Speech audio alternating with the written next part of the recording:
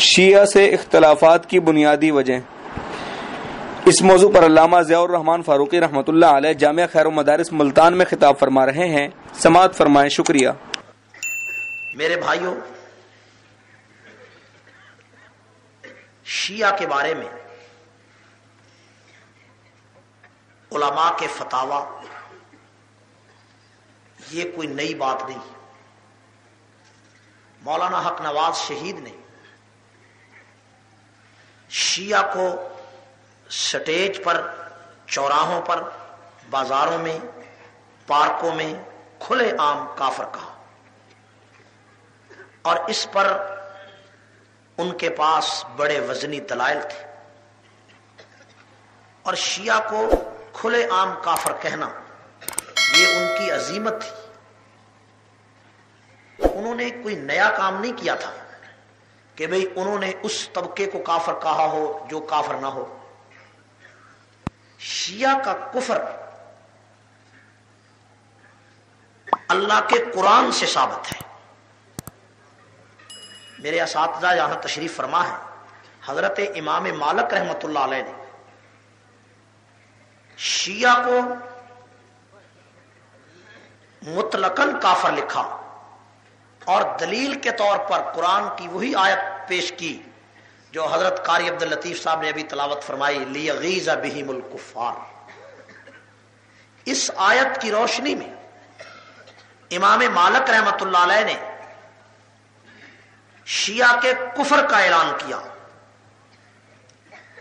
اور حضرت شیخ عبد القادر جیلانی رحمۃ اللہ علیہ غنیت الطالبین میں شیعہ کے کفر کا اعلان کیا۔ امام احمد بن حنبل رحمۃ اللہ علیہ نے صرف کفر کا اعلان نہیں کیا، بلکہ یہ اعلان کیا کہ دنیا میں ایک شیعہ ایسا کافر ہے کہ جس کی توبہ بھی قبول نہیں ہوتی۔ یہودی کی توبہ قبول ہے، عیسائی کی توبہ قبول ہے، لیکن امام احمد بن حنبل نے فرمایا کہ شیعہ ایک ایسا کافر ہے کہ جس کی توبہ بھی قبول نہیں ہوتی۔ میرے بھائیو،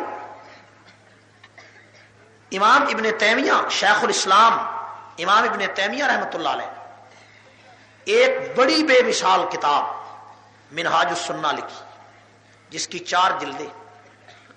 میں سمجھتا ہوں کہ اہل علم نے اس کتاب کا ضرور مطالعہ کیا ہے، اور یہ کتاب پوری امت محمدیہ کی طرف سے ایک کفارہ اور فرض کفایہ کی حیثیت رکھتی ہے۔ اس کتاب میں شیخ الاسلام نے شیعہ کے کفر کا علل اعلان قول تو نہیں کیا، لیکن شیعہ کو کافر سے بھی زیادہ شیعہ کے لیے الفاظ استعمال کیے۔ چونکہ یہ کتاب ایک شیعہ کے جواب میں لکھی گئی، اس لیے اس پر وضاحت کے ساتھ کفر کا قول نہیں کیا۔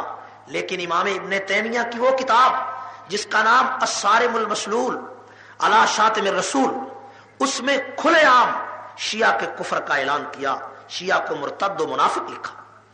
میرے بھائیوں، میں کہنا یہ چاہتا ہوں کہ امام مالک رحمۃ اللہ علیہ، امام احمد بن حنبل رحمۃ اللہ علیہ، اور خود امام اعظم ابو حنیفہ رحمۃ اللہ علیہ نے یہ الفاظ لکھے کہ من انکر صحبت ابی بکر فہو کافر۔ اس کے بعد شیعہ کے کفر میں کوئی توقف نہیں کرنا چاہیے۔ یہ بات کہ جو بعض لوگ کہتے ہیں کہ امام ابو حنیفہ رحمۃ اللہ علیہ کا قول ہے کہ اہل قبلہ کو کافر نہ کہا جائے، یہ وہ دلیل ہے کہ جو لوگ شیعہ کے مسلمان ہونے کا اعلان کرتے ہیں وہ کہتے ہیں دیکھیے امام ابو حنیفہ فرماتے ہیں کہ اہل قبلہ کو کافر نہ کہا جائے۔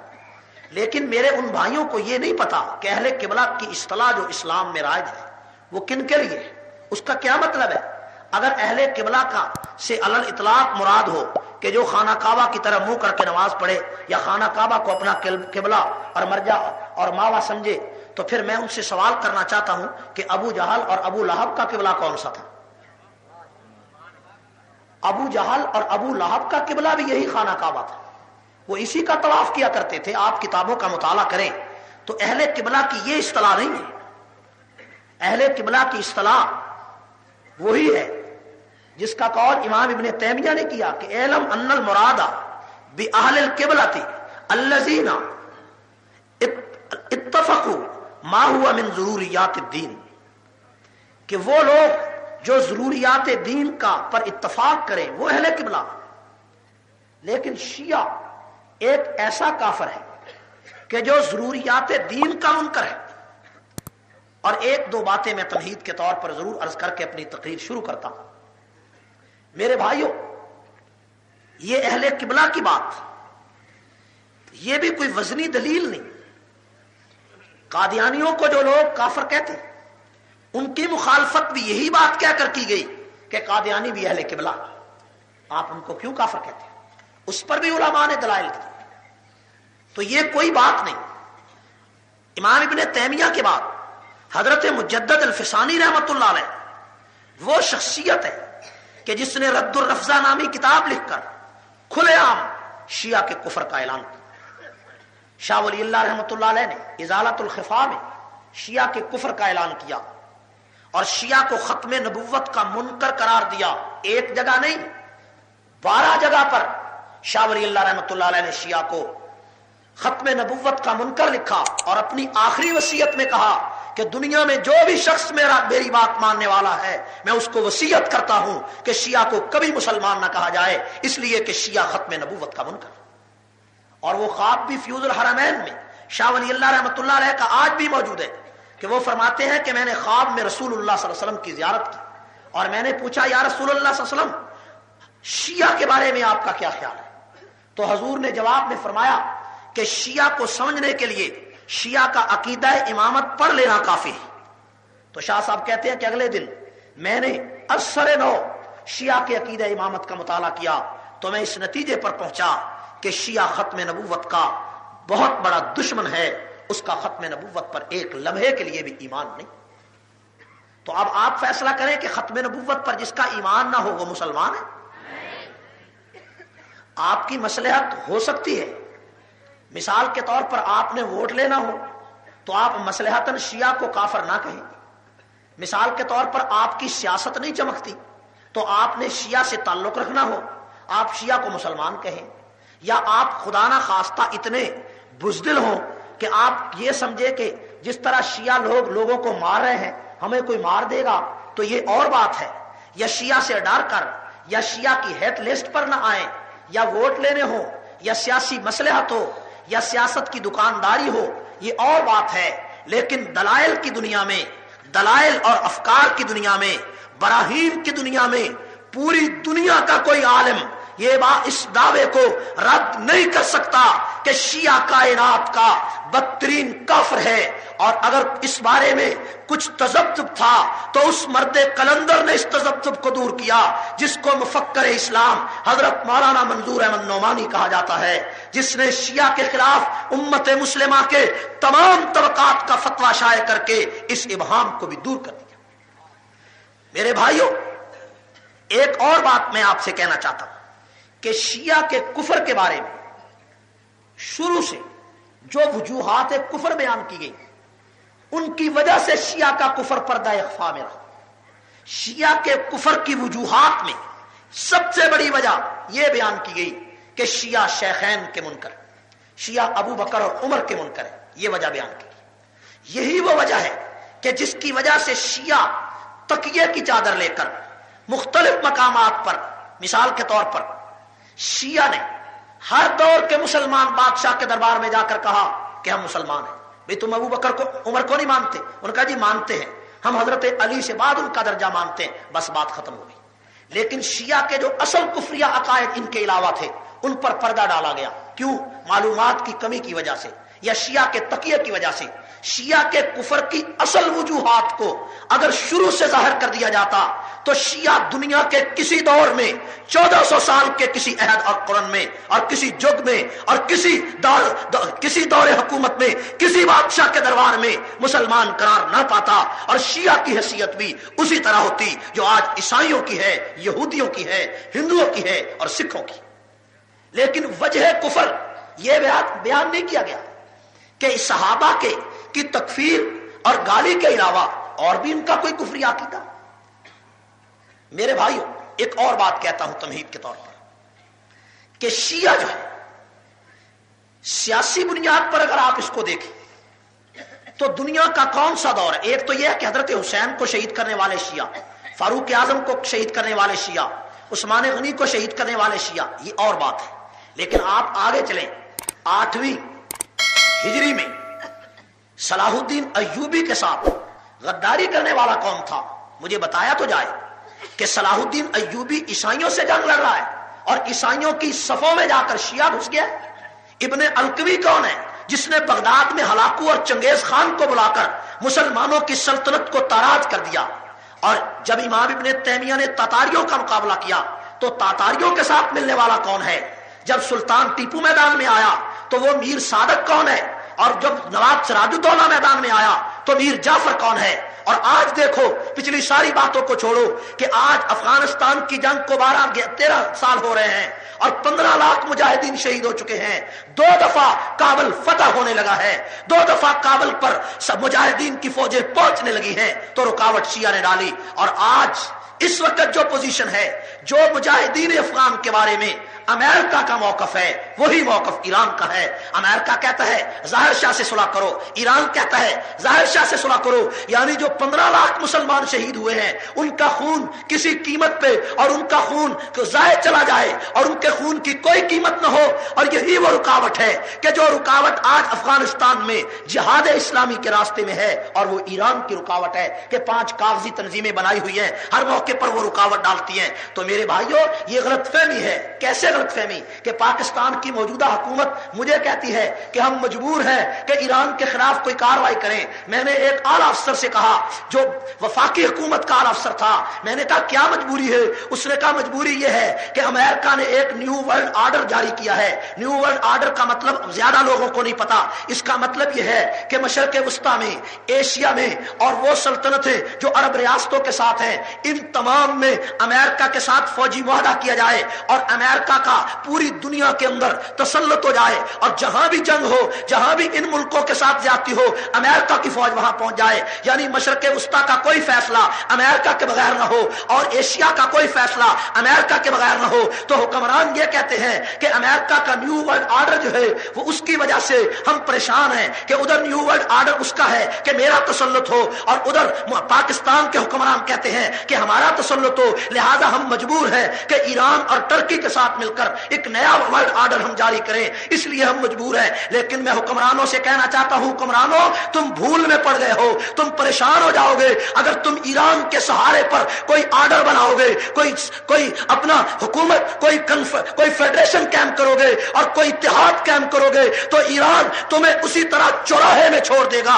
ईरान तुम्हारे गले में उसी तरह चुरा घोंप देगा जिस तरह शिया ने आज से 700 साल पहले सलाहुद्दीन अय्यूबी के गले में छुरा घोंपा था, जिस तरह नूरुद्दीन जंगी को कत्ल कराया था, जिस तरह इब्ने अलकवी को बुलाकर बगदाद को तराज किया गया था, जिस तरह इब्ने तैमिया का मुकाबला करने के लिए तातारी फौजों का साथ दिया गया था, जिस तरह टीपू सुल्तान को कत्ल कराने के लिए मीर सादक आया था, जिस तरह नवाब सिराजुद्दौला को मरवाने के लिए मीर जाफर आया था, जिस तरह याह्या खान जैसा शिया ढाके को ताराज करने के लिए मैदान में उतरा था। नवाज शरीफ, आज अगर तू अकल के नाखुन नहीं लेता और ईरान से इत्तेहाद करके इस मुल्क की सालमियत रखना चाहता है, तुझे भूल है और हिंदू से मुकाबला आसान होगा।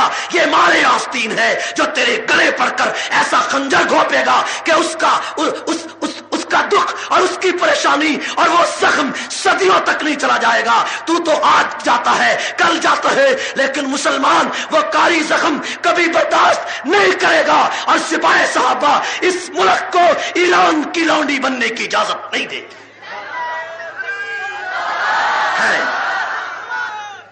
आप इजाजत दे देंगे कि पाकिस्तान को ईरान का नौकर बनाया जाए, ईरान का गुलाम बनाया जाए? आप इसकी इजाजत दे देंगे? मेरे भाइयों,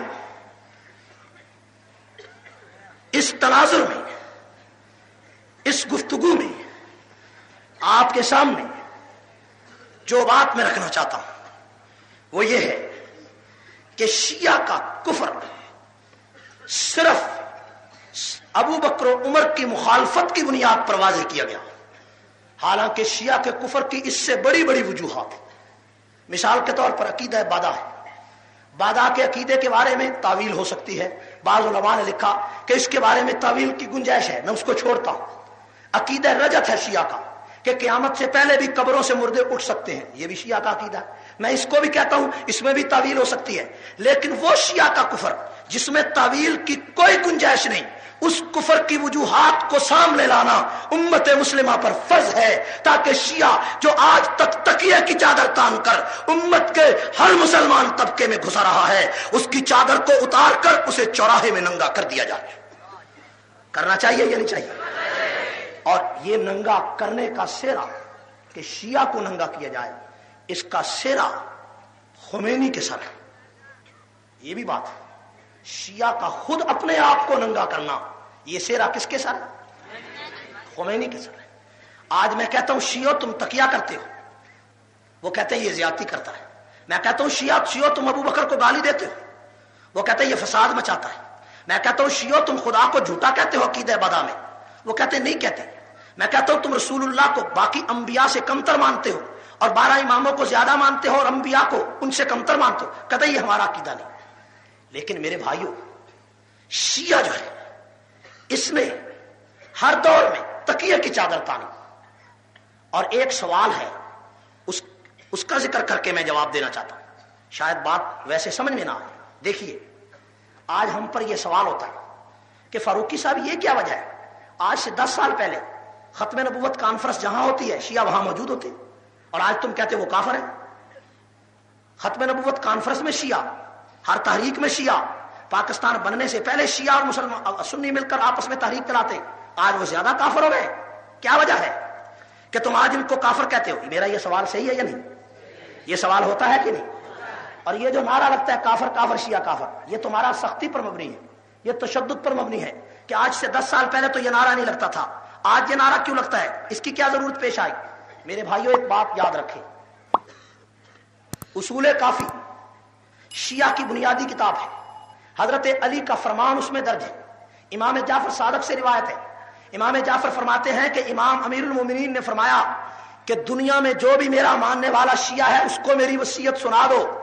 وصیت یہ ہے کہ جو شخص اپنے مذہب کو چھپائے گا وہ عزت پائے گا، جو مذہب کو ظاہر کرے گا وہ ذلیل ہو جائے گا.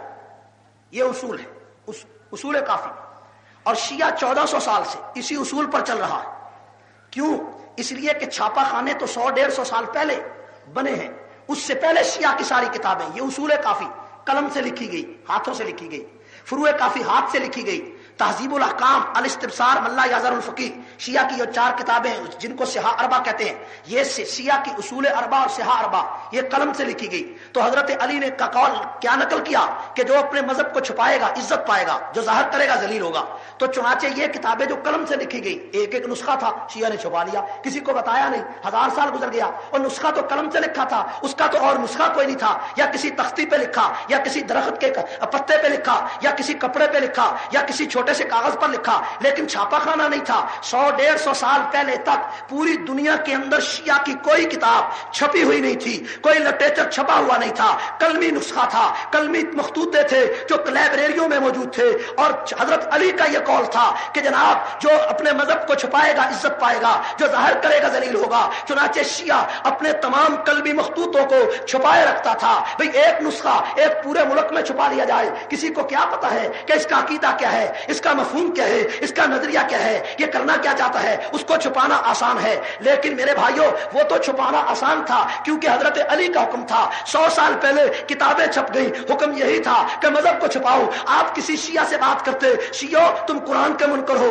وہ کہتا نہیں ہم نہیں منکر. ابو بکر کو گالی دیتے ہو، کہتا ہم نہیں گالی دیتے. یہ شیعہ کیوں کرتے ہیں؟ اس لیے کہ اس نے تیری زبان میں تو جھوٹ بولا لیکن اس نے اب اپنی زبان میں سچ کمایا کیونکہ اس نے تقیہ کر لیا. اور ان کا اصول یہ ہے کہ من لا تقیۃ لہ لا ایمان لہ، جس نے تقیہ کیا اس کا ایمان، جس کا تقیہ نہ کیا اس کا ایمان کوئی نہیں. یعنی وہ جھوٹ بھی بولے اس کو ثواب مل گیا، لیکن تو اپنے برادری میں، اپنے معاشرے میں، اپنے ماحول میں، اپنے ملک میں، اپنی بستی میں، اپنی برادری میں، اپنی جماعت میں کسی شیعہ کے کہنے پر یقین کر لیتا ہے کہ بھئی یہ تو خدا کو بھی مانتا ہے، یہ تو نبی کو بھی مانتا ہے، یہ تو ابو بکر کو بھی مانتا ہے. لیکن اس کا عقیدہ یہ تھا کہ مذہب کو چھپاؤ، عقیدے کو چھپاؤ، تمہیں ثواب ملے گا. لیکن میرے بھائیوں خمینی 11 11 फरवरी 1979 को इख्तिदार में आया। इख्तिदार में आने के बाद उसने जो तीसरा खुतबा दिया, वो तीसरा खुतबा कहाँ है?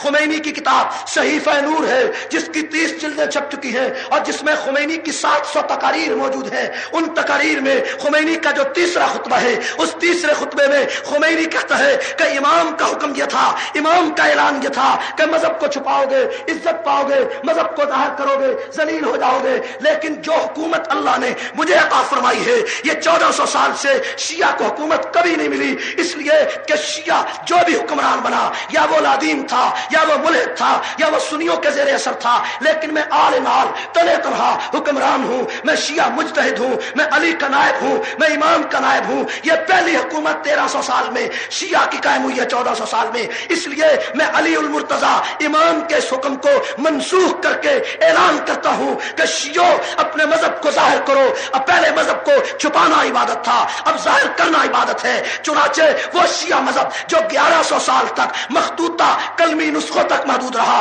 और 100 साल तक तकिए की चादर के नीचे रहा, जब खुमैनी ने यह ऐलान किया तो चादर तकिए की उतर गई, खुमैनियत के चेहरे से पर्दा उतरा, खुमैनियत का चेहरा नंगा हुआ, शियत का चेहरा नंगा हुआ, और चौराहे में जब इनके कपड़े उतर गए, ये नंगे हो गए, तो इनको नंगे हालत में सारी दुनिया ने देखा, सारी कायनात ने देखा, तो फिर क्या इसमें पाया? सारी गिलादत पाई। फिर यह भी नजर आया कि खुमैनी ने अपने मुल्क में उसूल काफी को छाप दिया, फुरूए काफी को छाप दिया, हक़ुल यकीन को छाप दिया, और वो सारा लिटरेचर, सारी किताबें जो सहाबा को मां बहन की गालियों पर मुश्तमिल थी, वो छाप दी। जिसमें लिखा था अल्लाह झूठ बोलता है, वो भी छाप दी। जिसमें लिखा था कि पैगंबर नाकाम हो गए, वो भी छाप दी। जिसमें लिखा था इमाम महदी के हाथ पर मोहम्मद बैत करेंगे, वो भी छाप दी। जिसमें लिखा था कि आयशा सिद्दीका पर हद जारी होगी, वो भी छाप दी। जिसमें लिखा था अबू बकर उमर को रोजे से निकालकर चौक में खड़ा करके उनको कोड़े मारे जाएंगे,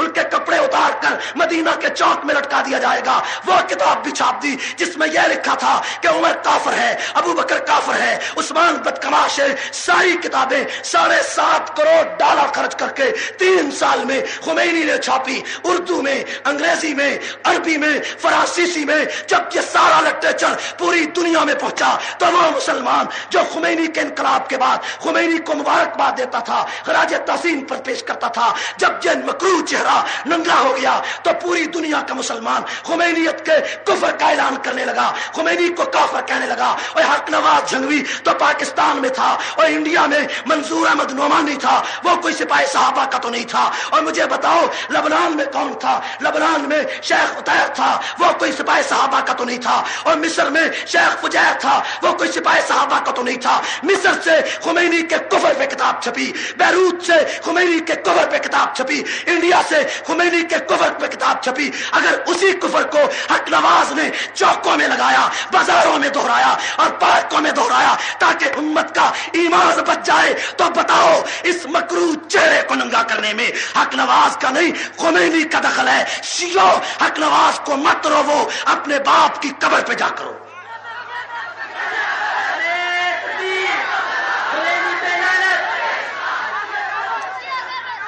मेरे भाइयों तवज्जो, मेरी बात कोई आपको समझ में आ रही है? आ रही है समझ में? तो शियत के चेहरे से पर्दा किसने उठाया? बुलंद आवाज से किसने पर्दा उठाया? किसने पर्दा उठाया? तो खुमैनी ने, तवज्जो, खुमैनी ने अपने चेहरे से पर्दा खुद उठाया, और मौलाना हक नवाज शहीद ने परसरियाम इसका इजहार क्यों किया? मैं ये गुफ्तगू करना चाहता हूं। आपको मेरी बात समझ में आ गई? कुछ तमहीदी बातों का आपको पता चल गया?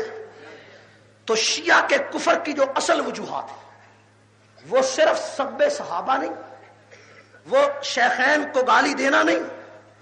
असल बात यह है कि शिया शुरू से इस कुरान का दुश्मन है। शिया अकीदा तहरीफ कुरान का कायल है। शिया यह कहता है कि यह मौजूदा कुरान शराब खोर खुलफा की वजह से तब्दील कर दिया गया। तवज्जो, ठहरे भाई, मेरी बात तो पूरी होने दे। सुम्मा याती मिन बादि ज़ालिका आमुन फीही युगासुन नास व फीही यासिन। ये आयत लिखता है मौलवी मकबूल दहलवी, اور اس آیت کے ترجمے میں وہ کہتا ہے یاسرون نہیں ہے یوسرون ہے. اس لفظ کے تحت اس نے کہا کہ یہ جو قرآن ہے یاسرون اور یوسرون کی بات نہیں. مولوی مقبول دہلوی ترجمہ قرآن کے 12ویں سپارے حاشیے پر کہتا ہے کہ یہ موجودہ قرآن شراب خور خلفاء کی وجہ سے بدل دیا گیا. تو شیعہ کے اردو زبان میں 2 ترجمے ہیں. کتنے ترجمے ہیں اس وقت اردو زبان میں شیعہ کے؟ کتنے ترجمے ہیں؟ ایک ترجمے کا نام ہے مولوی مقبول دہلوی کا ترجمہ قرآن جو شیعہ کے ہر گھر میں موجود ہے, اور دوسرے ترجمے کا نام ہے مولوی فرمان علی کا ترجمہ. تو مولوی فرمان علی اپنے ترجمہ قرآن میں کہتا ہے انا نحن نزلنا الذکر و انا لہ لحافظون. اللہ فرماتے ہیں کہ میں نے قرآن کو اتارا اور میں ہی اس کی حفاظت کا ذمہ لے رہا ہوں, ہم ہی اس کی حفاظت کرنے والے ہیں. یہ اس کا ترجمہ ہے. لیکن وہ ملعون کہتا ہے یہ ذکر جو ہے ذکر اس سے مراد قرآن نہیں ہے. انا نحن نزلنا الذکر, ذکر سے مراد ساری امت کہتی ہے قرآن ہے. وہ کہتا ہے اس سے مراد قرآن نہیں ہے, اس سے مراد پیغمبر ہے, حضور ہیں کہ حضور کو ہم نے دنیا میں بھیجا اور ہمیں اس کی حفاظت کریں گے. چنانچہ حضور کی حفاظت کی گئی اور حضور کو کوئی قتل نہ کر سکا. اس کا یہ مطلب ہے. اور اس نے کہا کہ اس کا یہ بھی مطلب ہے اگر اس سے مراد قرآن لے لیا جائے تو پھر اس کا یہ مطلب نہیں ہے کہ قرآن پوری دنیا میں جہاں جہاں ہے وہاں وہاں ٹھیک رہے گا. نہیں, اگر ایک قرآن بھی دنیا میں محفوظ رہا تو اللہ کی حفاظت کا وعدہ پورا ہو گیا, اور وہ ایک قرآن حضرت علی کے پاس چونکہ محفوظ ہے لہذا انا نحن نزلنا الذکر و انا لہ لحافظون کی آیت پوری ہو گئی. یہ تو آج کے دور کی بات ہے. تو شیعہ کی جو اصولی کتاب ہے اصول کافی, اس میں بڑی وضاحت کے ساتھ لکھا محمد بن یعقوب کلینی نے کہ یہ موجودہ قرآن تبدیل کر دیا گیا اور اصلی قرآن کی آیتیں 17,000 تھی. کتنی آیتیں تھی؟ اصلی قرآن کی آیتیں کتنی تھی؟ بلند آواز سے کتنی آیتیں؟ اور اس موجودہ قرآن کی آیتیں کتنی ہیں؟ 6,666 یا 68 جس طرح آتا ہے. تو یہ قرآن کی 6,600 آیتیں, اور اصلی قرآن کی آیتیں کتنی کہتے ہیں؟ 17. اور وہاں پر تو یہ بھی لکھا ہے کہ اصلی قرآن کا سائز ہے 70 گز لمبا. بند پڑا ہو تو 70 گز, میں نے کہا کھول دیا جائے تو 140 گز, اور 140 گز قرآن پڑھنے کے لیے ہر آدمی کے پاس ایک موٹر سائیکل بھی ہونا چاہیے. اور اگر آپ 140 گز کے فٹ بنائیں تو بنیں گے 420. حساب کر لو, کرتے ہو حساب؟ 140 گزوں کے فٹ کتنے 420. تو جس مذہب کے قرآن کا سائز ہی 420 ہو, قرآن کا سائز کتنا ہے 420, تو مذہب کے قرآن کا سائز کتنا ہوا؟ تو آپ اس کا اندازہ لگائیں. اور پھر وہ قرآن بھی سرہ من رآ غار میں ہے, اور وہ غار عراق میں ہے. تو جنگ عراق سے ایرانیوں نے لڑی لیکن اس غار سے اپنے امام کو نکال نہیں سکے. امام بھی غار میں, قرآن بھی غار میں, اور خود یہ ساری قوم بازار میں. تو اب آپ دیکھیں کہ شیعہ کے ساتھ جو اصل اختلاف ہے وہ صرف ابو بکر و عمر کو کافر کہنے پر نہیں. اصل اختلاف یہ ہے کہ شیعہ اس موجودہ قرآن کا منکر ہے. شیعہ کے نزدیک یہ موجودہ قرآن نامکمل اللہ کی کتاب. اور یہ بھی ہے مولوی مقبول دہلوی کہتا ہے قرآن میں وقال الشیطان, شیطان نے کہا. جہاں جہاں یہ لفظ ہے کہ شیطان نے کہا وہاں شیطان سے مراد عمر ابن خطاب ہے. یہ بھی اسی کتاب میں موجود ہے, اسی ترجمہ قرآن میں. اب شیعہ کے 2 ترجمہ قرآن ہیں جن کے حاشیوں پر, جن کے ترجموں میں واضح طور پر لکھا کہ یہ قرآن تبدیل کر دیا گیا. ہندوستان پاکستان میں 2 ہی قرآن کے ترجمے, ہر شیعہ کے گھر میں وہی 2 قرآن کے ترجمے, اور ہر ترجمے میں تسلیم کر لیا گیا کہ قرآن بدل گیا. شرابیوں نے بدل دیا, ابو بکر و عمر نے بدل دیا, عثمان نے بدل دیا, اس قرآن کی کوئی حقیقت نہیں. تو پھر پوچھا گیا کہ اگر یہ قرآن بدل دیا گیا تو پڑھتے کیوں ہو؟ تو مولوی مقبول دہلوی نے لکھ کر کہا کہ ہم امام کے حکم سے مجبور ہیں. امام نے کہا تھا کہ جب تک اصلی قرآن نہیں آ جاتا اس وقت تک اسی غلط قرآن کو پڑھتے رہے.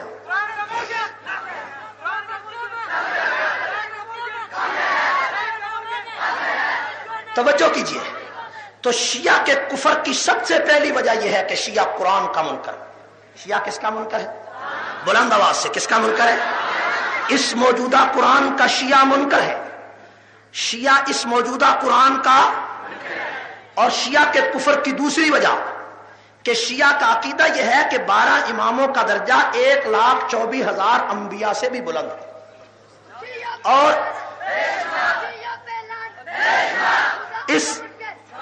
اس عقیدے کا ذکر، توجہ، اس عقیدے کا ذکر شیعہ کی بنیادی کتاب اصول کافی میں، یہ جو اصول کافی ہے یہ شیعہ مذہب کی بنیادی کتاب ہے.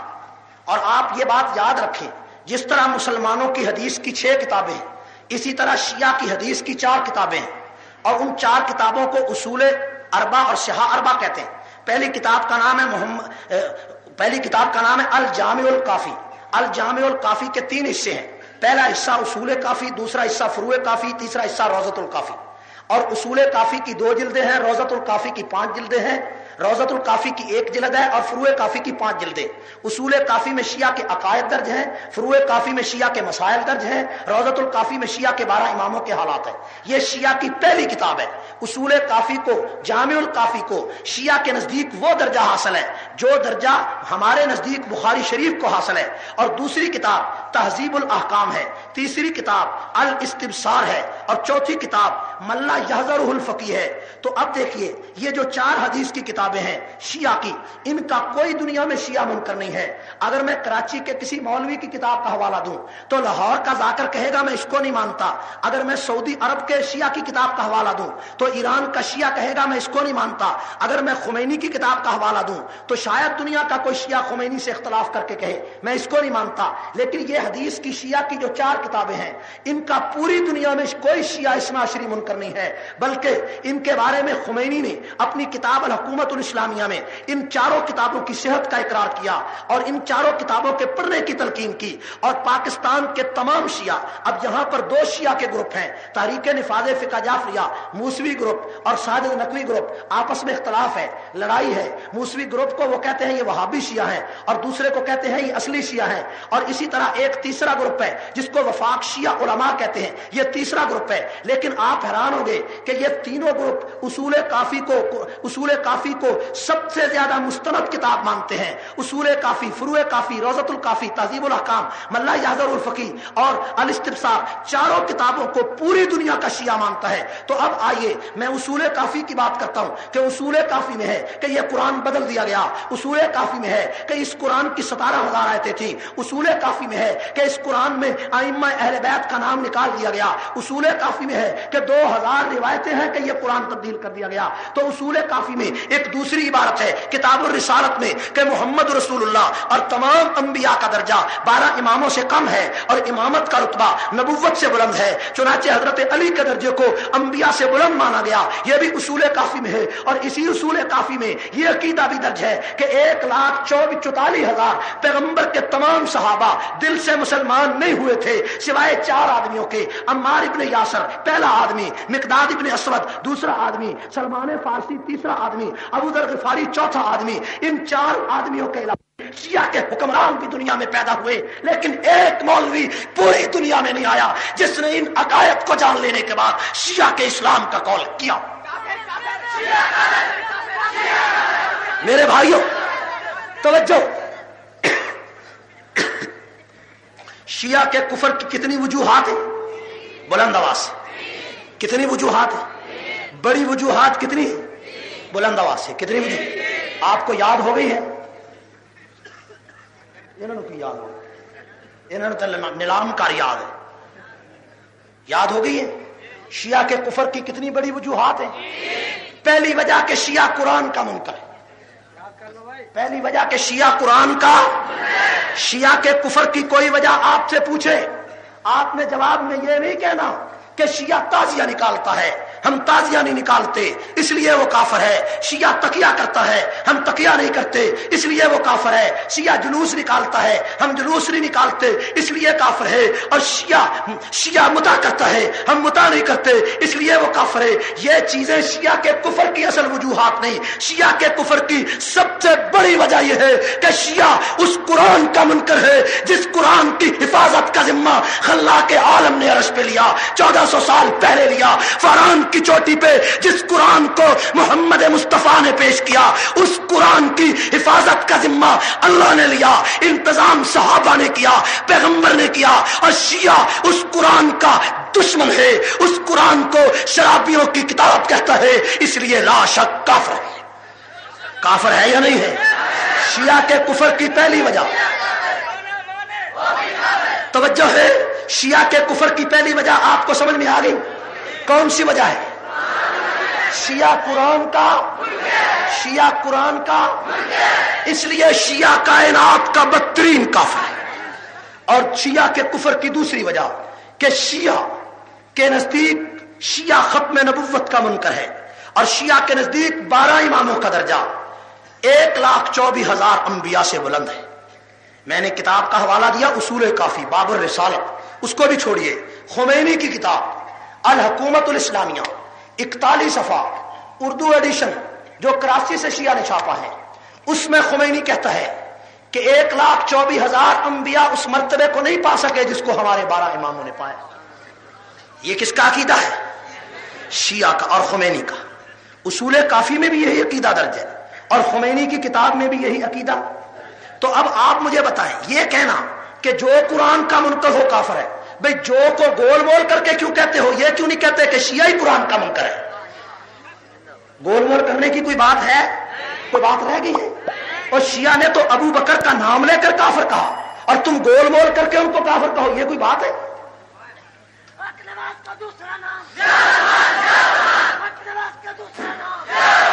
توجہ، ٹھہر جائے بھائی، کیا کرتے ہیں؟ میں نے پہلے کہا نعرے سٹیج سے لگیں گے، پھر آپ بات نہیں سمجھتے۔ توجہ ہے، میری کوئی بات سمجھ میں آ رہی ہے؟ شیعہ کے کفر کی پہلی وجہ کیا ہے؟ بلند آواز سے، شیعہ کے کفر کی پہلی وجہ کیا ہے؟ قرآن کا، شیعہ قرآن کا، اس لیے دار اسلام سے۔ اور شیعہ کے کفر کی دوسری وجہ کہ شیعہ ختم نبوت کا منکر ہے۔ شیعہ کس کا منکر ہے؟ اگر ختم نبوت کانفرنس میں کوئی شیعہ آئے اور آ کر یہ کہے کہ میں ختم نبوت کا قائل ہوں اور ختم نبوت کے علماء کے سامنے تقیہ کر کے آ جائے، تو اس میں علماء کا کوئی قصور نہیں، اس میں اس دجل کا قصور ہے جس دجل کا اظہار شیعہ نے اپنے عقیدے کی بنیاد پر کیا۔ تو شیعہ کے نزدیک 12 اماموں کا درجہ تمام انبیاء سے بلند ہے۔ شیعہ ختم نبوت کا، بلند آواز سے، ختم نبوت کا منکر ہے یا نہیں ہے؟ شیعہ کے کفر کی یہ دوسری وجہ۔ اور شیعہ کے کفر کی تیسری وجہ کہ شیعہ ابو بکر اور عمر کو کافر اور منافق لکھتا۔ اصول کافی میں یہ بات بڑی وضاحت کے ساتھ محمد بن یعقوب کلینی نے لکھی کہ ابو بکر اور عمر نے دل سے کبھی نبی کا کلمہ نہیں پڑھا تھا، وہ نعوذ باللہ کافر اور جہنمی تھے۔ اس عقیدے کے بعد شیعہ مسلمان ہیں؟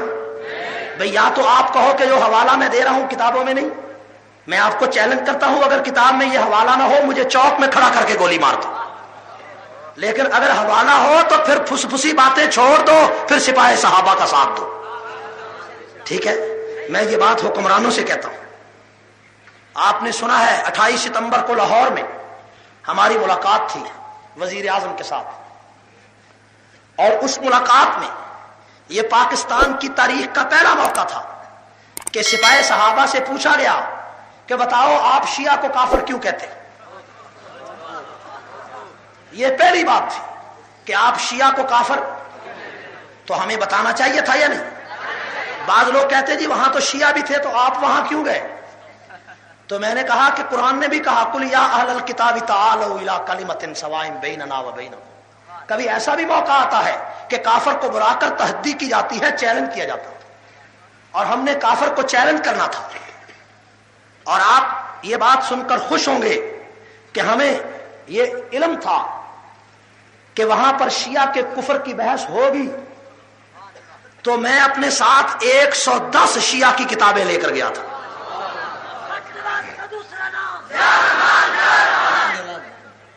110 شیعہ کی کتنی کتابیں؟ 110۔ اور 110 کتابوں میں کچھ عربی کی تھی، فارسی کی تھی، اردو کا زیادہ لٹریچر تھا۔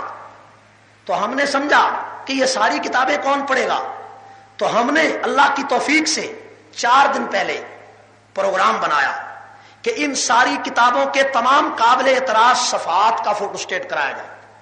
چنانچہ وہ 265 صفحے پر مشتمل ایک دستاویز ہم نے تیار کیا، اور اس 265 صفحے کی 50 کاپیاں بنائی گئی اور وہ 50 کاپیاں لے جا کر ہم نے وزیر اعظم کی ٹیبل پر رکھ دی کہ یہ شیعہ کی کتابیں ہیں، یہ شیعہ کا کفر ہے، ہماری کوئی کتاب نہیں، کوئی ہمارا رسالہ نہیں، ہمارا کوئی لٹریچر نہیں، یہ شیعہ کی کتابیں۔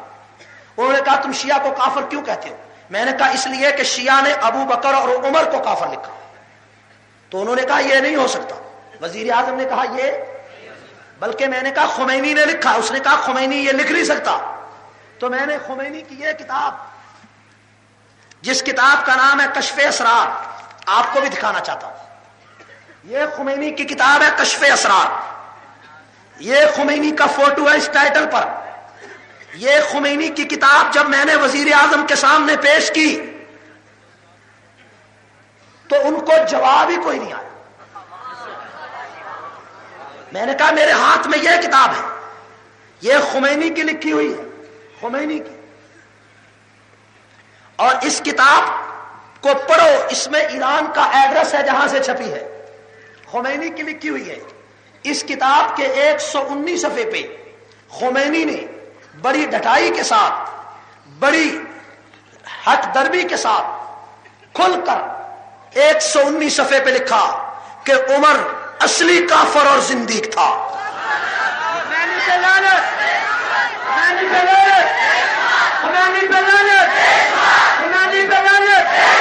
وہ توجہ، وہ کتاب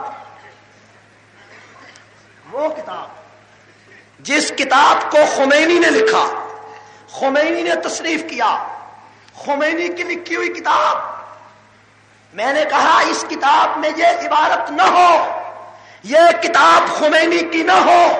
ایک آدمی نے کہا کہ یہ راہ کے ایجنٹوں نے چھپوائی ہے، انڈیا کے ایجنٹوں نے چھپوا کر پاکستان میں بانٹ دی۔ تو میرے پاس ایک اور کتاب تھی جس کا نام تھا صحیفہ انقلاب، وہ تحریک نفاذ فقہ جعفریہ نے پاکستان سے چھاپی تھی۔ اس کتاب کے شروع میں تحریک نفاذ فقہ جعفریہ نے لکھا کہ خمینی نے 70 کتابیں تصنیف کی اور ان کتابوں کے یہ نام ہیں۔ تیسرے نمبر پر یہی کشف اسرار تھی۔ میں نے وزیر اعظم سے کہا کہ یہ جو 70 کتابیں ہیں یہ بھی راہ کے ایجنٹوں نے لکھی ہے؟ بھئی یہ تو خود تحریک نفاذ فقہ جعفریہ کی کتاب ہے اور اس میں لکھا ہے کہ خمینی کی تیسری تصنیف کشف اسرار ہے، اور یہ وہ کشف اسرار میرے ہاتھ میں۔ اب جناب جواب کوئی، میرے ذہن میں تھا کہ شاید یہ کہیں کہ وہ اور کشف اسرار ہے، لیکن ایسی کوئی بات نہیں، اس کے لیے بھی حوالہ ہمارے پاس موجود تھا۔ تو اس کتاب کا جب حوالہ میں نے پیش کیا تو آپ یقین کریں چونکہ پوری حکومت وہاں موجود تھی اور وہاں شیعہ بھی کافی تھے، تو ایک شیعہ پیچھے بیٹھا کہنے لگا بھئی عالم اسلام کے رہنما کی توہین برداشت نہیں کی جائے گی۔ میں نے کہا فاروق اعظم کی توہین بھی نہیں برداشت کی جائے گی۔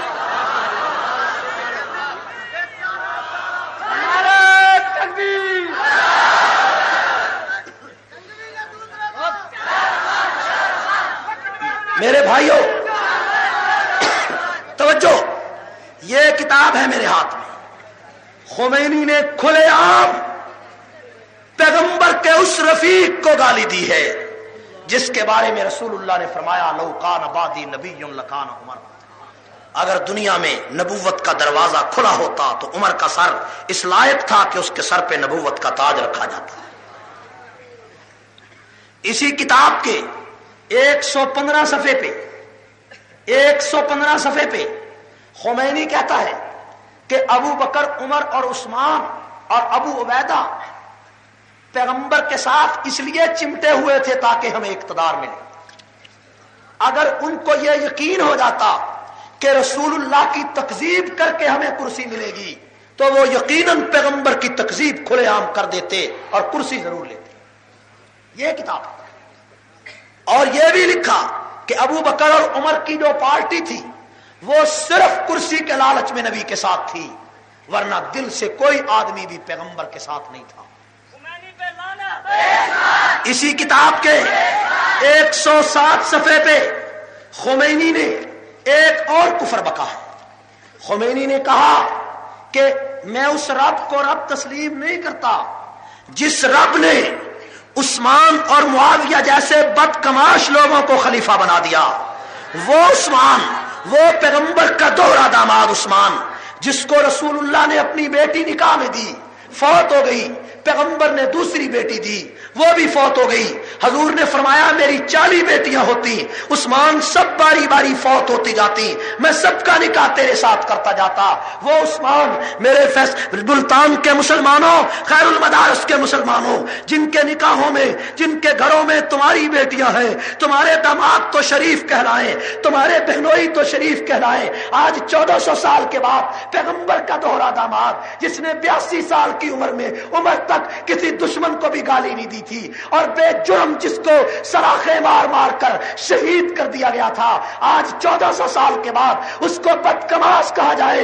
مجھے بتاؤ اس بدکماش کہنے کے جرم میں، میں اس کے جرم میں میں کیا کروں، میں کیا رویہ اختیار کروں؟ اور خمینی کی یہ کتاب ایران کے ریڈیو پر نشر کی گئی، ایران کے ٹی وی پہ نشر کی گئی. ایران کا ریڈیو ابو بکر کو کافر کہے، ایران کا ریڈیو عمر کو کافر کہے، ایران کا ریڈیو عثمان غنی کو بدکماش کہے. بتاؤ چاہیے تھا کہ دنیا کی اسلامی سلطنتیں اس کا جواب دیتی. جب کوئی مسلمان ملک نہیں بولتا، ہمارے پاس ریڈیو ہوتا، ہم ریڈیو میں چیختے، ٹیلی ویژن ہوتا، ہم ٹیلی ویژن میں چیختے، اخبار ہوتے، اخبارات میں چیختے. جب کوئی حربہ نہ تھا تو بتاؤ اس کفر کو آشکار کرنے کے لیے ہم نے چوکوں کا، چوراہوں کا راستہ اختیار کیا. اور اس راستے کو اختیار کرنے کے جرم میں تم نے دیکھا کہ میرے قائد کے بچے یتیم ہو گئے، میرے قائد کی بیوی بیوہ ہو گئی، میرا قائد جوانی کی عمر میں قبر کی تہوں میں اتر گیا.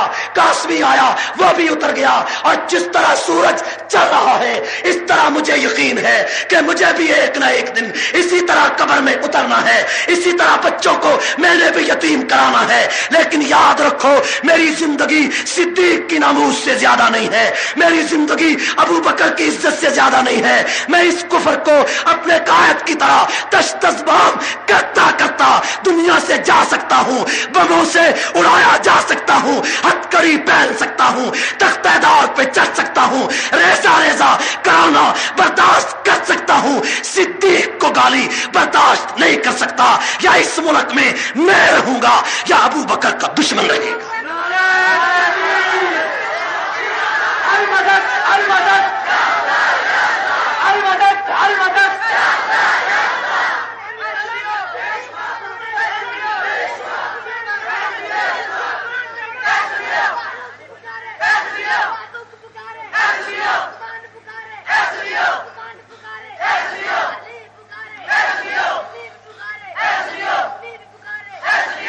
توجہ، اسی جگہ پر اسی کتاب کے 121 صفحے پہ خمینی نے ایک اور نئی بات لکھی. خمینی کہتا ہے مومنو اپنا وقت ضائع مت کرو اور ملا باقر مجلسی کی کتابوں کا مطالعہ کرو. یہ کتاب ہے، اسی کتاب میں ملا باقر مجلسی ہمارا امام ہے، خمینی کہتا ہے اس کی کتابوں کا مطالعہ کرو. اور ملا باقر مجلسی کی جو تازہ کتاب ایران نے چھاپی ہے، تازہ کتاب، اس کا 9واں ایڈیشن چھاپا ہے حق الیقین کا. اور اس کتاب میں دوسری جلد 285 صفحے پہ باب باندھا ہے عقیدہ رجت کا. عقیدہ رجت کا معنی کہ امام جب چاہے قبر سے کسی مردے کو نکال سکتا ہے. اور نیچے یہ لکھا کہ امام مہدی جب آئے گا خانہ کعبہ کا طواف کرے گا اور طواف کر کے مکہ مکرمہ سے مدینہ جائے گا، حضور کے روضے سے باہر کھڑا ہو جائے گا اور لوگوں سے کہے گا بتاؤ رسول اللہ کے ساتھ یہ دو اور قبریں کس کی ہیں؟ لوگ کہیں گے ابو بکر و عمر کی قبریں ہیں. تو وہ امام کہے گا ابو بکر و عمر کو پیغمبر کے ساتھ کس نے دفن کیا؟ تو لوگ کہیں گے یہ پیغمبر کے دوست اور رفیق تھے، نبی کے رشتہ دار اور خسر تھے، اس لیے ان کو نبی کے ساتھ دفن کیا گیا. تو اس کے بعد ملا باقر مجلسی ملعون کہتا ہے کہ امام کہے گا کہ یہ سب سے بڑی زیادتی ہوئی. اور اس کے بعد آگے بڑھ جائے گا، پیغمبر کے روزے کی دیوار توڑ دے گا اور دیوار توڑ کر پیغمبر کے روزے میں داخل ہو جائے گا. اندر جا کر ابو بکر و عمر کی قبروں کو اکھیڑ دے گا اور اکھیڑ کر ان دونوں کو زندہ کرے گا. اور زندہ کر کے کہے گا کہ اے ابو بکر و عمر، آج تک دنیا میں جتنے زنا ہوئے ہیں تمہاری وجہ سے ہوئے ہیں، آج تک دنیا میں جتنی شراب پی گئی ہے تمہاری وجہ سے ہے، آج تک دنیا میں جتنی بدماشی ہوئی ہے تمہاری وجہ سے ہے. اس کے بعد کہے گا اے ابو بکر و عمر، اگر تم علی کو اس کا حق دے دیتے یہ دنیا میں شراب کبھی نہ پی جاتی، یہ دنیا میں زنا کبھی نہ ہوتے۔ اس کے بعد وہ ملعون کہتا ہے کہ ابو بکر و عمر ہاتھ جوڑ کر کہیں گے ہمیں معاف کر دے، لیکن وہ امام کہے گا میں معاف نہیں کرتا۔ اس کے بعد وہ ابو بکر و عمر کو قبروں سے نکالے گا اور نکال کر ان کے کپڑوں کو اتار دے گا، ان کے جسموں کو ننگا کر لے گا۔ ملتان کے مسلمانوں آؤ، تیرے امام کو، تیرے پیغمبر کے جانشینوں کو، اے رسول اللہ کے سسر کو، پیغمبر کے ان رفیق رفقا کو جنہوں نے جانیں لٹا کر بھی محمد کا دامن نہیں چھوڑا اور آج تک نبی کے ساتھ سویا ہوا ہے۔ وہ ملعون کہتا ہے ابو بکر و عمر کے کپڑے اتار کر، ان کے جسموں کو ننگا کر کے ان کو مدینہ کے چوک میں لٹکا چھوڑے گا اور اس کے جسم پہ کوڑے برسائے گا،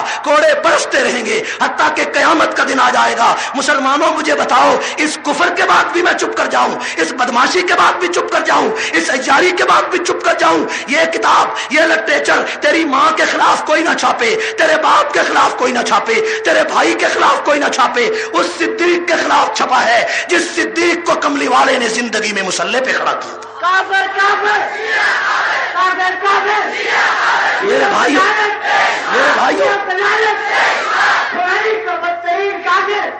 میرے بھائیوں، اتنا بڑا کفر، اتنی بڑی بدماشی، اتنی بڑی عیاری، اور اس کفر کے اظہار کے بعد بھی میں اور آپ خاموشی اختیار کر سکتے ہیں؟ میرے بھائیوں، جب وزیر اعظم کے سامنے میں نے کشف اسرار کا یہ حوالہ مکمل کیا تو شیعہ اٹھ کر کھڑے ہو گئے۔ انہوں نے کہا امام کی توہین برداشت نہیں ہوگی۔ میں نے کہا تمہارا امام جہنم میں جائے، ہم ابو بکر کی توہین نہیں سن سکتے، ہم عمر کی توہین نہیں سن سکتے۔ انہوں نے کہا کہ یہ تو ایران کی چھپی ہوئی کتاب ہے۔ میں نے کہا آئیے، یہ پاکستان کی چھپی ہوئی کتاب ہے، یہ میرے ہاتھ میں پاکستان کی چھپی کتاب ہے۔ کتاب کا نام ہے تحفہ حنفیہ۔ کیا نام ہے؟ ابھی یہ تازہ کتاب چھپی ہے، تازہ، کراچی سے، یہ لاہور سے چھپی ہے، غلام حسین نجفی ملعون نے لکھی ہے، تحفہ حنفیہ۔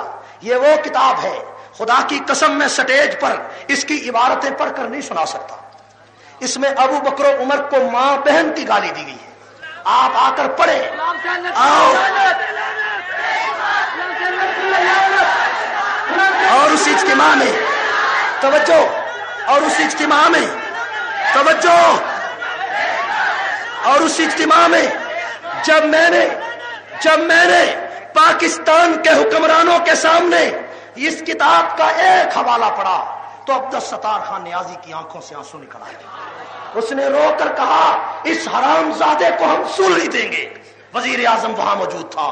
میں نے کہا ایک حوالہ تم نے سنا ہے، اور ایک حوالہ نہیں، اس میں 100 سے زیادہ گالیاں صحابہ کو دی گئی۔ ایک حوالہ 250 صفحے پر جو حوالہ میں نے وہاں سنایا، میں دل پر پتھر باندھ کر وہ حوالہ آپ کو سنانا چاہتا ہوں، اور اس کے پورے الفاظ نہیں سنا سکتا ہوں، میں اس کا مفہوم عرض کرنا چاہتا ہوں۔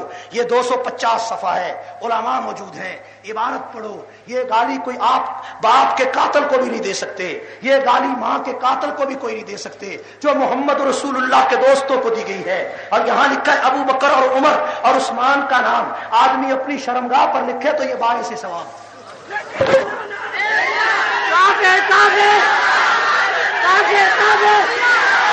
اس کفر کے بعد بھی ہم خاموش ہو جائیں؟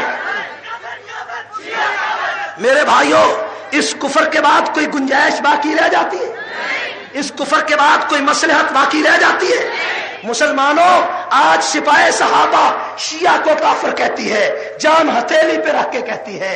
ہائے، تب گھر میں بیٹھ کر شیعہ کو کافر کہنا، مجلس میں بیٹھ کر کافر کہنا، میٹنگ میں بیٹھ کر کافر کہنا بڑا آسان ہے، لیکن جب توپیں سر پر ہوں، بموں کے دھماکے سر پر ہوں، گولیاں کلاشن کوفے سر پر ہوں، تو ان شیعہ کو کافر کہنا اور ابو بکر کی عزت کے لیے کافر کہنا بہت بڑا اجر ہے۔ میرے اساتذہ، میرے اکابر، میرے علماء یہاں موجود ہیں، میں ان کی خدمت میں دست بستہ عرض کروں گا۔ میرے مخدوم، میرے اکابر، ان نوجوانوں کو دیکھو، ان نوجوانوں میں وہ اکثریت نوجوانوں کی ہے جو سینما دیکھتے تھے، فلمیں دیکھتے تھے، ہیروئن چرس دیکھتے تھے، لیکن آج ابو بکر کے لیے، آج عمر فاروق کے لیے سپاہ صحابہ کا پرچم تھام کے کھڑے ہیں۔ آئے، ان کو ہم سے کوئی غرض نہیں ہے، ان کو ہم سے کوئی لالچ نہیں ہے، ان کو ہم سے کوئی مطلب نہیں ہے، ان کا ہمارے ساتھ تعلق صرف پیغمبر کی ناموس کے لیے ہے، صرف صحابہ کی عزت کے لیے ہے۔ اس لیے میں اکابر سے درخواست کروں گا، ان نوجوانوں اور ان بچوں کے سروں پہ ہاتھ رکھیں، انہوں نے کچھ نہیں کسی سے لینا، مسئلہ صرف صحابہ کی عزت و ناموس کا۔ نعرہ تکبیر!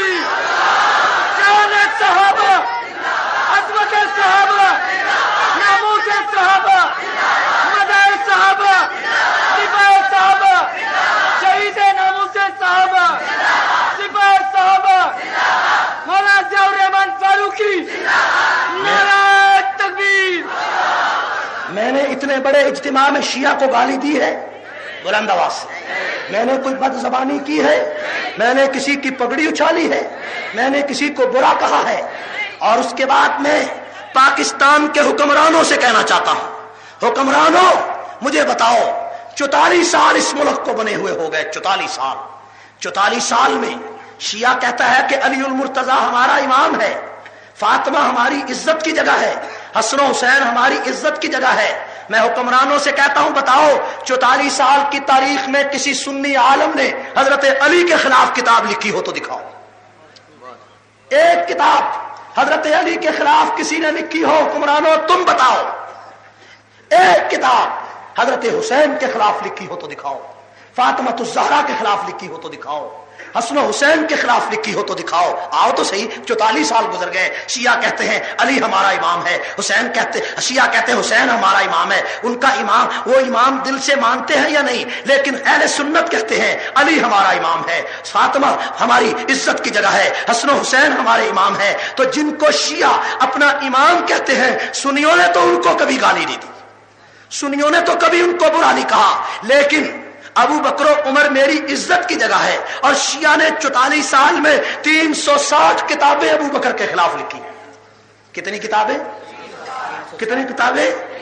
360 کتابیں شیعہ نے ابو بکر و عمر اور صحابہ کے خلاف لکھی ہیں، اور میرے پاس وہ ساری کتابیں موجود ہیں، اور ان میں سے 110 کتابیں میں نے وزیر اعظم کو دکھائی ہیں، اور وہ سارا لٹریچر، جو میٹنگ، جو کمیٹی وہاں بنائی گئی ہے کہ ایک کمیٹی ان کتابوں پر ریسرچ کرے گی، اور ان کتابوں میں جو مواد ہے اس کے خلاف مرتکبین کو سزا دے گی۔ ہم نے مطالبہ کیا کہ سزا بھی سزائے موت ہونی چاہیے، تو شیعہ نے ازراہ تقیہ کہہ دیا کہ ہمیں منظور ہے، ہمیں میں نے کہا سزائے، مولانا ضیاء القاسمی نے کہا کہ سزائے موت ہو، تو ریاض حسین نقوی جو ساجد نقوی کا نمائندہ تھا اس نے کہا ہمیں منظور ہے۔ میں نے کہا تقیہ میں تو کام چل سکتا ہے، زبان سے تو تقیہ چل سکتا ہے، قلم سے نہیں چل سکتا۔ اس نے تقیہ کہہ دیا، لیکن جب میں نے کتاب دکھائی، میں نے کہا ان کو پھانسی دیں، اس نے کہا یہ سوچ کر بتاؤں گا، اس نے کہا اس کے بارے میں مشورہ کریں گے، میٹنگ میں بات کریں۔ پہلے کہہ دیا ہمیں منظور ہے، لیکن جو کمیٹی بنائی گئی ہے، میں نے کہا کہ اس کمیٹی کو اس وقت ہم مانیں گے جب اس کا سربراہ وزیر اعظم ہوگا، اور میں نے میاں نواز شریف سے کہا کہ اگر تم اس کے سربراہ ہوگے کمیٹی کے، جس میں ہر جماعت کے 2 نمائندے ہوں گے، وہ کتابوں کی ریسرچ کریں گے، اور جو آدمی اس کا مرتکب ہوگا اس کے لیے سزا تجویز بھی وہی کمیٹی کرے گی۔ اور اس بڑے اجلاس میں علماء بریلی نے، علماء اہل حدیث نے اور علماء دیوبند نے، تمام نے سپاہ صحابہ کے موقف کی تائید کی۔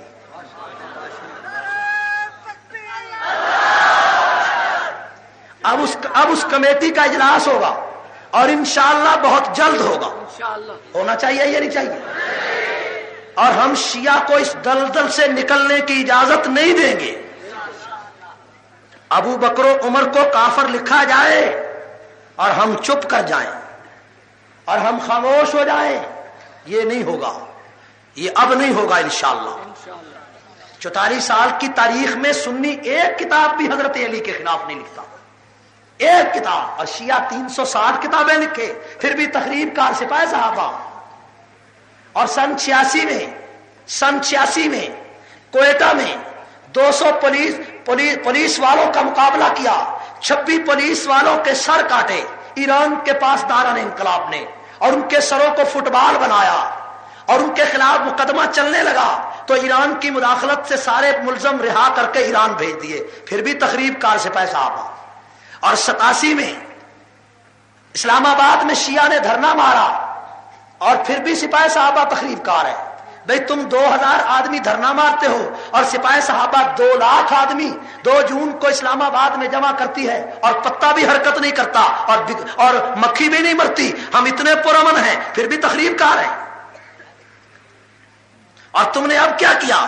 کوٹلہ موسیٰ میں مولوی عبدالعزیز اور ان کی بیوی کو شیعہ نے قتل کیا، ملزم پکڑے گئے، انہوں نے تسلیم کیا کہ ہم تحریک نفاذ فقہ جعفریہ کے آدمی ہیں، ہمارے ساتھ ایک تیسرا آدمی بھی ہے، اس تیسرے آدمی کی نشاندہی پر اس کو خانگڑھ میں پکڑا گیا، وہ مان گیا کہ جناب فلاں فلاں آدمیوں نے بم پھینکا تھا اور وہ نشئی تھا، نشے کا مریض تھا، وہ وہاں سے اس کو چھوڑ دیا گیا کہ بھی فلاں آدمی پکڑا جائے گا تو اس کو کیس میں ملزم بنائیں گے، تو چند 10 دنوں کے بعد وہ مر گیا، اس کا پرچہ پولیس پر ہو گیا، سپاہی صحابہ پر ہو گیا، اور پھر بھی ہم تخریب کار ہیں، خانگڑھ میں بم کا دھماکہ شیعہ کریں پھر بھی ہم تخریب کار ہیں۔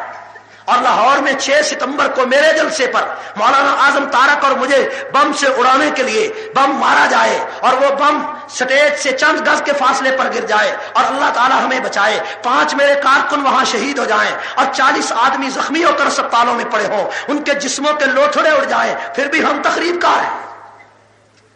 اور اس کے اگلے دن 7 ستمبر کو جنگ میں 5 علماء کا قتل عام ہو اور شیعہ ان کو قتل کر کے چلا جائے، سید صادق حسین شاہ جیسا ولی اللہ انسان آئے جس نے 40 سال تہجد کی نماز نہیں چھوڑی، اس کو کار میں بیٹھے ہوئے بے دردی سے ذبح کر دیا گیا اور عبدالرشید مدنی کو گولی ماری، وہ تڑپتا رہا، تڑپ تڑپ کر 10 گز پر ہو گیا، وہاں جا کر اس کے جسم میں 6 گولیاں ماری گئی۔ اتنے بڑے بدماشوں نے پھر بھی تخریب کار ہم ہیں۔ اور 30 ستمبر کو لاہور میں ساجد نقوی نے مینار پاکستان کے جلسے میں کہا جو زبان ہمیں کافر کہے گی اس زبان پر ہم گولی ماریں گے۔ میں نے کہا ساجد نقوی تیرا باپ خمینی بھی قبر سے نکل کر آ جائے، شیعہ کو کافر کہنے سے دنیا کی کوئی طاقت ہمیں روک نہیں سکتی ہے۔ کافر کافر روک سکتی ہے، کافر کافر روک سکتی ہے؟ میرے بھائیوں، اس نے کیا کہا وہاں؟ اس نے کیا کہا کہ جو زبان ہمیں برا کہے گی ہم اس کو گولی ماریں گے، اور جو پولیس والا ہمیں پکڑنے آئے گا اس کو بھی گولی ماریں گے، پولیس والے کو۔ تو میں نے پاکستان کی تمام سپاہی صحابہ سے کہا ہے کہ اگر کسی جگہ کوئی شیعہ بدماش اپنے لیڈر کے کہنے پر کسی سپاہی کو گولی مارے یا کسی پولیس کے آدمیوں کو نشانہ بنائے تو سپاہی صحابہ پولیس کا ساتھ دے گی اور شیعہ کا مقابلہ کرے گی۔ کرنا چاہیے یا نہیں چاہیے؟ پولیس والوں، تم سپاہی صحابہ کو بے شک لاٹھیاں مارو لیکن بطور سنی کہ تم ہمارے بھائی، لیکن بطور سنی کہ تم ہمارے حکمرانوں، بطور سنی کہ تم ہمارے بھائی ہو۔ تمہیں نہیں پتا اس ملک میں شیعہ انقلاب کی بنیادیں مستحکم کی جا رہی ہیں اور ان کے سامنے سپاہی صحابہ سد سکندری بن کر کھڑی۔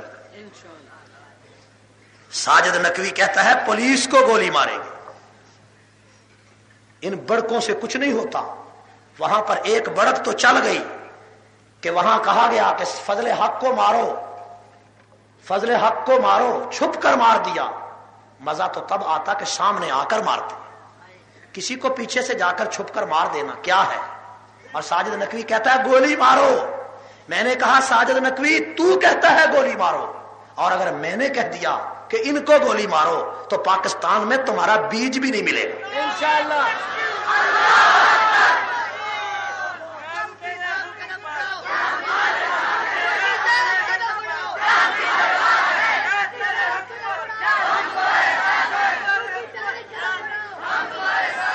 ساجد نقوی، یہ کہنا آسان ہے کہ جو ہمیں کافر کہے اسے گولی مارو، لیکن یاد رکھو جب سے سپاہی صحابہ بنی ہے ہم نے آج تک اپنے مخالفین کو گولی مارنے کے بارے میں نہیں سوچا۔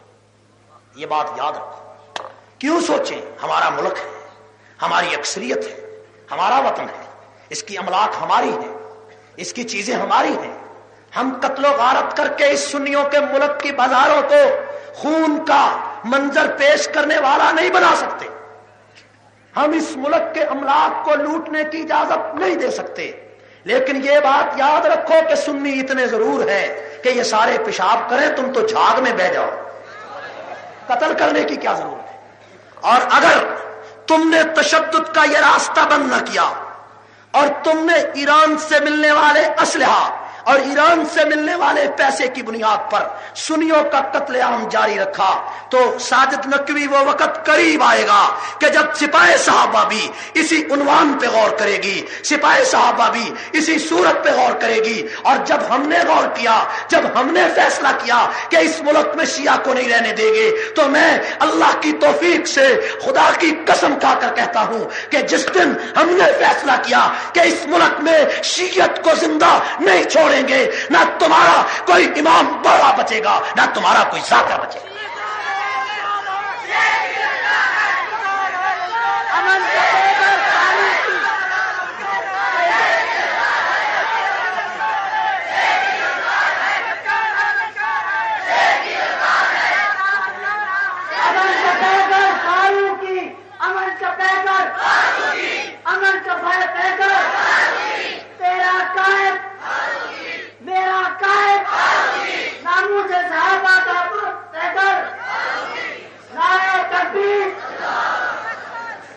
یہ بھی جذبات آ گیا۔ وہ ایک میں پشاور تقریر کرنے لگا تو ایک بندے نو جوش آیا، جوش کہنے لگا نعرہ اے مولوی صاحب، وہ نام بھول گیا نا۔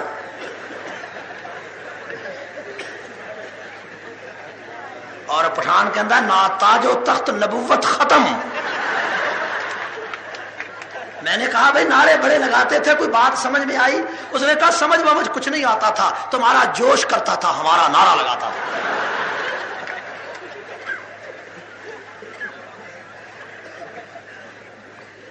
ساجد نقوی، تمہیں کلاشن کوف کی سیاست بڑی مہنگی پڑے گی، پڑے گی یا نہیں پڑے گی؟ تم نے مینار پاکستان پر کہا کہ ہمیں فضل حق کا سر چاہیے، اور فضل باطل کہا کہ فضل حق کی بجائے فضل باطل کا سر چاہیے، اور تمہارے غنڈوں نے اسے مارا، اور آج تم پھر تکیہ کر کے جھوٹ بولتے ہو کہ میرا کوئی تعلق نہیں۔ اب پولیس کے ڈر سے تکیہ کرتے ہو، جھوٹ بولتے ہو۔ اب تکیہ نہیں چلے گا، نہ سرانہ چلے گا، نہ تکیہ چلے گا، اب نہیں چلے گا۔ اور میں کہتا ہوں وزیر اعظم پاکستان، اگر تم نے فضل حق کے قتل کے کیس میں ایران کے کوثر جنرل کو اور ساجد نقوی کو اور اس کے جنرل سیکٹری کو گرفتار نہ کیا تو سپاہ صحابہ پورے ملک میں احتجاج کرے گی، سڑکوں پہ، چوراہوں پہ علماء کے قتل کے خلاف اور فضل حق کے قتل کے خلاف احتجاج کرے گی، اور اس احتجاج کی راہ میں تیری حکومت بہ جائے گی۔ ہے اور وہ گلا وزیر اعظم سے، کس سے ہے؟ وزیر اعظم سے گلا ہے۔ سید صادق حسین شہید ہوئے، حکمران کوئی نہیں آیا۔ 5 علماء ذبح کر دیے گئے، کوئی حکمران نہیں آیا۔ اسار القاسمی شہید ہوئے، کوئی حکمران نہیں آیا۔ مولانا حق نواز شہید ہوئے، کوئی حکمران نہیں آیا۔ ایک فضل حق کو قتل کیا تو اس کی قبر پر 2 دن تک جا کر روتے رہے۔ کیا یہ سارے لوارث تھے؟ ان کا کوئی وارث نہیں تھا۔ فضل حق کے قتل پر ہمیں بھی دکھ ہے، اور یہ بھی آپ کو معلوم ہونا چاہیے کہ پشاور میں سپاہ صحابہ اس کیس کو براہ راست ڈیل کر رہی ہے۔ سپاہ صحابہ نے فیصلہ کیا ہے کہ اگر یہ قاتل گرفتار نہ ہوئے تو پشاور میں پاکستان کی کوئی ٹریفک داخل نہیں ہوگی۔ یہ بھی یاد رکھیں، ہوگا یا نہیں ہوگا؟ اگر سپاہ صحابہ پورے ملک میں احتجاج کا فیصلہ کرے تو ہمارا ساتھ دو گے؟ جو ساتھ دیں گے ہاتھ کھڑا کریں۔ تو ایک کتاب ہے، یہ کتاب کراچی سے چھپی ہے، کتاب کا نام ہے شیخ ثقیفہ۔ اس کتاب کے ٹائٹل کو دیکھو، اوپر نام لکھا ہے حضرت ابو بکر کا، اور نیچے کتے کا کارٹون بنایا گیا ہے، صدیق اکبر کا نام لکھ کر، صدیق اکبر کا نام لکھ کر۔ نام ہے علی اکبر شاہ، علی اکبر شاہ مصنف کا نام ہے۔ اور پاکستان کے چودھریوں، دکانداروں، مولویوں، پیروں، حکمرانوں، طالب علموں، تمہیں اور مجھے تو ایسی گالی کوئی نہیں دیتا۔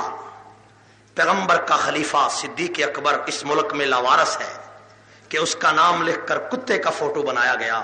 اگر قیامت کے دن صدیق اکبر رسول اللہ کے سامنے یہ فرمائے کہ اللہ کے رسول، میں نے تو ساری دولت تیرے قدموں پہ لٹائی تھی، میں نے تو بیٹی بھی تیرے قدموں پہ لٹائی تھی، اے محمد مصطفیٰ میں نے تو تیرے لیے اپنے جسم کے کپڑے اتار کر ٹاکیوں کا لباس پہنا تھا، لیکن پاکستان میں ایک وقت ایسا بھی آیا کہ میرا نام لکھ کر کتے کے فوٹو بنائے گئے، مولوی سوئے رہے، پیر سوئے رہے، چودھری سوئے رہے، دکاندار سوئے رہے، بتاؤ قیامت کے دن کیا جواب دو گے؟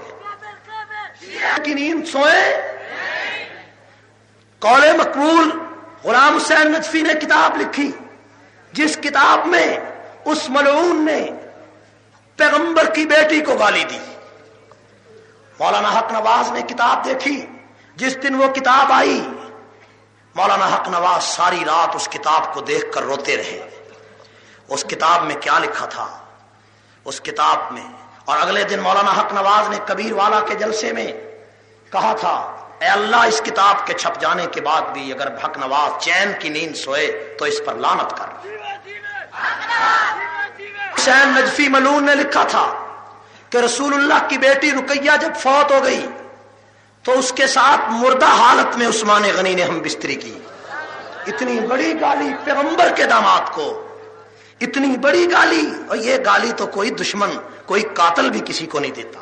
اور کتاب میں تحریر میں، اور وہ کتاب چھپ کر بازار میں آئے، تقسیم ہو اور ہم بھی ہوں، جوانی بھی ہو، سنی بھی ہو، ملک بھی ہو، دولت بھی ہو، زمین کا جھگڑا ہو تو لڑتے ہو، جائیداد کا جھگڑا ہو تو لڑتے ہو، لیکن ابو بکر کو ماں کی گالی دی جائے، پیغمبر کی بیٹیوں کو گالی دی جائے تو کوئی خون نہیں گرم ہوتا، کوئی جذبہ بیدار نہیں ہوتا۔ سپاہ صحابہ پاکستان میں اس لٹریچر کے خلاف کفن باندھ کر احتجاج کرتی رہے گی۔ کرنا چاہیے یا نہیں چاہیے؟ یہ پاکستان میں لٹریچر بند ہونا چاہیے یا نہیں چاہیے؟ یہ کتابیں بند ہونی چاہیے کہ نہیں چاہیے؟ جو چاہتے ہیں یہ لٹریچر بند ہو ہم ہاتھ کھڑا کریں۔ ہماری لڑائی کرسی کے لیے نہیں ہے، ہماری لڑائی سیاست کے لیے نہیں ہے، ہماری لڑائی دنیا کی چودراہٹ کے لیے نہیں ہے۔ صحابہ کے خلاف ماں بہن کی گالی کتابوں میں چھپی ہے، اس کے خلاف احتجاج کرنا، اس کے خلاف آواز بلند کرنا، اس کے خلاف چوکوں چوراہوں میں حق و صداقت کی آواز بلند کرنا ہمارا مذہبی فرض ہے۔ ہم اس فرض کو پورا کرتے رہیں گے۔ کرنا چاہیے یا نہیں چاہیے؟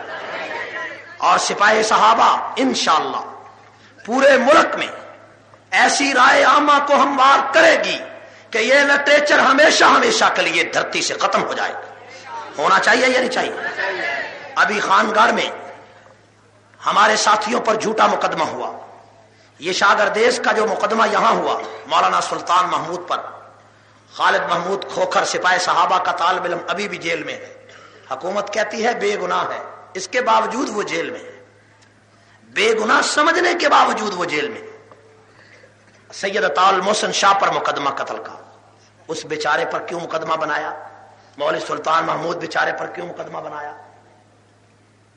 جھوٹے مقدمے بناؤ، تمہیں کوئی پوچھنے والا نہیں، اور وہاں اعلان کر کے ساجد نقوی کہے کہ مجھے فضل باطل کا سر چاہیے، اور حکومت وفاقی حکومت سے پوچھتی ہے، سرحد کی حکومت، ہم اس کو پکڑیں یا نہ پکڑیں؟ یہ تو اڈا ماما لگتا ہے۔ لیکن اب میاں نواز شریف یہ نہیں ہوگا کہ ساجد نقوی گرفتار نہ ہو اور تم طفل تسلیاں دو، یہ سودا تمہیں مہنگا پڑے گا یا نہیں پڑے گا؟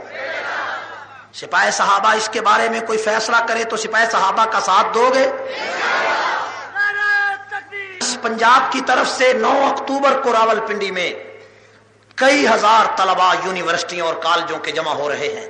میں طلباء سے کہوں گا کہ اس عظیم اجتماع میں ضرور شریک ہوں۔